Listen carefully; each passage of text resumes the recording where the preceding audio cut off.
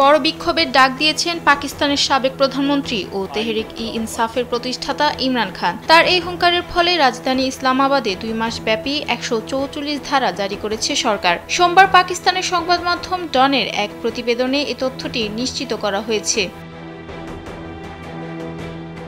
প্রতিবেদনে জানানো হয়, আগামী ২৪ নভেম্বর ভাগ্য নির্ধারণে বিরাট বিক্ষোভের ডাক দিয়েছেন ইমরান খান। এরপরই জারি করা হয় ১৪৪ ধারা। সাধারণত কোনো এলাকায় ১৪৪ ধারা জারি করা হলে সেখানে ৪ বা তার চেয়ে বেশি লোকের সমাগম সীমিত করা হয়।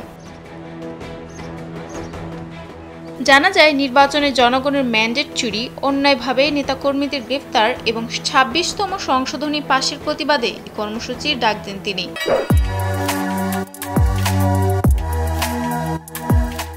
ইসলামাবাদের জেলা ম্যাজিস্ট্রেট উসমান আশরাফের কার্যালয়ের জারি করা বিজ্ঞপ্তিতে জানানো হয়, সমাজের এক শ্রেণীর লোক বেআইনি সমাবেশের আয়োজন করতে যাচ্ছে, যার ফলে জনগণের শান্তি ও শৃঙ্খলা ব্যাহত হওয়ার আশঙ্কায় ১৪৪ ধারা জারি করা হয়েছে।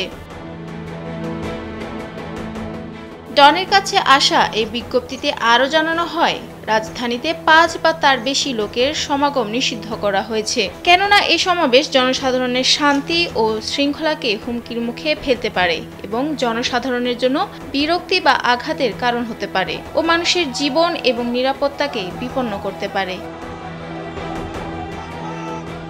এদিকে পাকিস্তান তেহরিক-ই-ইনসাফের পিটিআই প্রতিষ্ঠাতা ইমরান খানের স্ত্রী বুশরা বিবিও এই সমাবেশে অংশ নিতে নেতাকর্মীদের প্রতি কঠোর বার্তা দিয়েছেন। তিনি জানান, যারা এই বিক্ষোভে অংশ নেবেন না তাদের সঙ্গে পিটিআইয়ের কোনো সম্পর্ক থাকবে না। ইমরান খানের কথাকে উদ্ধৃত করে তিনি সংবিধান, আইনের শাসন এবং সংসদের ক্ষমতা রক্ষায় নেতাকর্মীদের এই বিক্ষোভে অংশ নেওয়ার আহ্বান জানান তিনি।